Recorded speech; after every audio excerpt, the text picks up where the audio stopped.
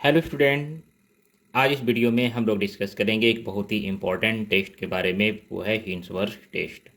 हिंसवर्थ test में कौन सा रिएजेंट यूज होता है? तो हिंसवर्थ रिएजेंट यूज होता है। और हिंसवर्थ रिएजेंट है क्या?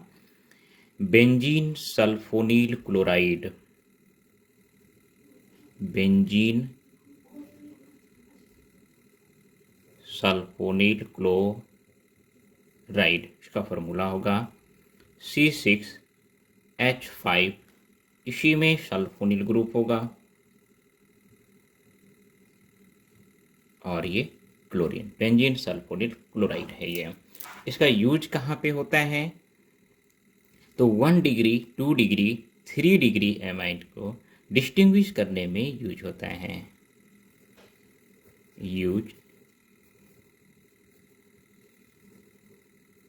Distinguish 1 degree, 2 degree and 3 degree amine. आइए देखते हैं कैसे इसका यूज करते हैं 1 डिग्री, 2 डिग्री, 3 डिग्री अमीन को डिस्टिंग्विश करने में। जो 1 डिग्री अमाइन होगा, एक्चुअली उसमें कौन सी फंक्शनल ग्रुप होगा? NH2 होगा। और अगर 2 डिग्री होता है तो उसमें कौन सी फंक्शनल ग्रुप होता है? NH होगा, दो साइड R होगा। तो हम सबसे पहले 1 डिग्री की बात करें कि 1 डिग्री की रिएक्शन हिंसबर्ग रिएजेंट से अगर कराते हैं तो क्या होगा। तो अगर हिंसबर्ग रिएजेंट जो बेंजीन सल्फोनील क्लोराइड है, इससे अगर हम कराते हैं तो ये एक्चुअली इस पर लोन पेयर होता है और लोन पेयर न्यूट्रल न्यूक्लियोफाइल की तरह बिहेव करेगा।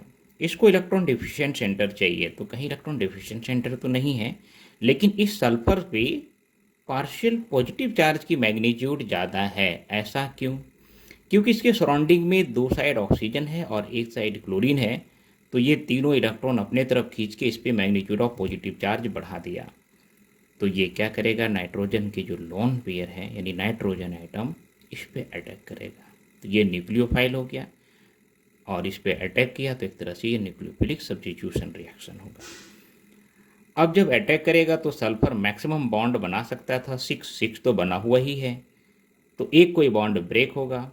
कौन सा ब्रेक होगा? जो वीक होगा। तो वीक कौन है? इधर सल्फर कार्बन बॉन्ड है, सल्फर ऑक्सीजन डबल बॉन्ड है दोनों साइड, सल्फर क्लोरीन तो लार्जर साइज के क्लोरीन ही है। ये बॉन्ड वीक होगा क्योंकि इसकी लेंथ ज़्यादा होगा, साइज क्लोरीन की लार्जर है।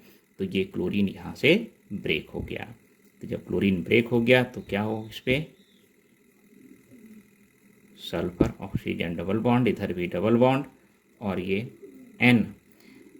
तो इस पे चार्ज क्या आ जाएगा? जब क्लोरीन रिमूव होगा, इस पे पॉजिटिव आया तो पॉजिटिव नाइट्रोजन पे आ जाएगा। तो इसके लिए यहाँ पे क्या था? जो हाइड्रोजन 2 था तो एक हाइड्रोजन रहा और एक हाइड्रोजन Cl के साथ HCl के फॉर्म में बाहर हो गया और इधर है R। अब इसका नाम क्या हो जाएगा? तो N अल्काइल सल्फोनामाइड होगा। N अल्काइल बेंजीन सल्फोनामाइड है ये। इसमें जो हाइड्रोजन दिख रहा है नाइट्रोजन से बॉन्डेड, एक्चुअली ये नाइट्रोजन जिससे बॉन्डेड है वो सल्फर है और सल्फर से कौन है? Double bonded oxygen. अगर ये हाइड्रोजन रिमूव करके इस पे नेगेटिव चार्ज ला देते हैं तो इस नेगेटिव चार्ज को इधर ये रेजोनेंस स्टेबलाइज हो जाएगा और -I इफेक्ट भी लगा रहा है। तो नेगेटिव चार्ज इसके साथ रेजोनेंस स्टेबलाइज, दोनों ऑक्सीजन के साथ रेजोनेंस स्टेबलाइज होने से इसका कंजुगेट बेस स्टेबल हो जाएगा और स्टेबल है इसलिए ये हाइड्रोजन कैसा होगा? एसिडिक होगा। एसिडिक क्यों है? Due to the presence of strong electron withdrawing group SO2। अब ये एसिडिक हाइड्रोजन है तो जैसे आप इस N अल्काइल सल्फोनामाइड को अल्कली में डिजोल्व कर दो, जैसे KOH में डिजोल्व कर दिया, बिल्कुल ये KOH से रिएक्शन कर जाएगा और रिएक्शन करके प्रोडक्ट क्या देगा?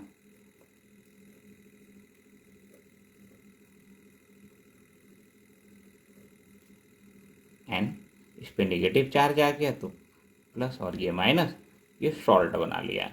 यानी कि क्या होगा? KOH में सॉल्युबल है। जब सॉल्ट बना लिया तो सॉल्ट क्या हो गया? ये सॉल्युबल हो गया। अब यहीं पे हम दूसरे कंपाउंड की बात करेंगे जिसमें कि NH2 नहीं है, NH ग्रुप है, जैसे कि ये R N, दो साइड R है और ये H है, ये क्या होगा सेकेंडरी एमीन और 2 डिग्री एमीन।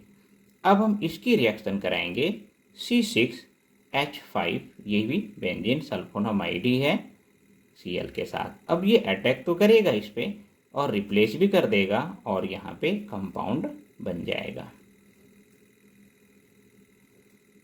प्रोडक्ट बना लिया N और ये दोनों साइड R है। अब इसका क्या नाम होगा, NN डाइअल्काइल बेंजीन सल्फोनामाइड है, NN डाइअल्काइल बेंजीन सल्फोनामाइड बनाएगा। और इसमें अब इसको KOH में अगर हम डिजॉल्व कर दें तो KOH में नहीं होगा क्योंकि इसके पर कोई एसिडिक हाइड्रोजन नहीं है। तो इनसॉल्युबल या सॉल्युबल, तो एक्वस KOH में ये कैसा हो गया इनसॉल्युबल। अगर 1 डिग्री था तो सॉल्युबल, 2 डिग्री है तो इनसॉल्युबल।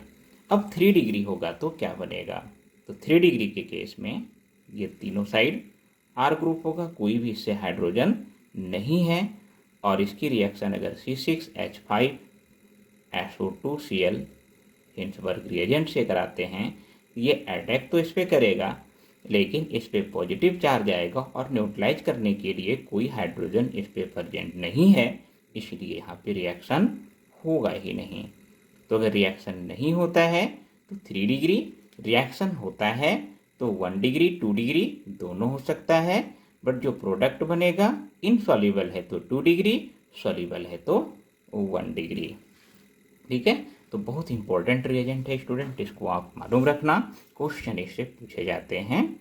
और उम्मीद है कि आप आगे भी वीडियो देखते रहोगे, लाइक और सब्सक्राइब कर लें और शेयर भी कर दें ताकि दूसरों को भी वीडियो मिलता रहे। Thank you.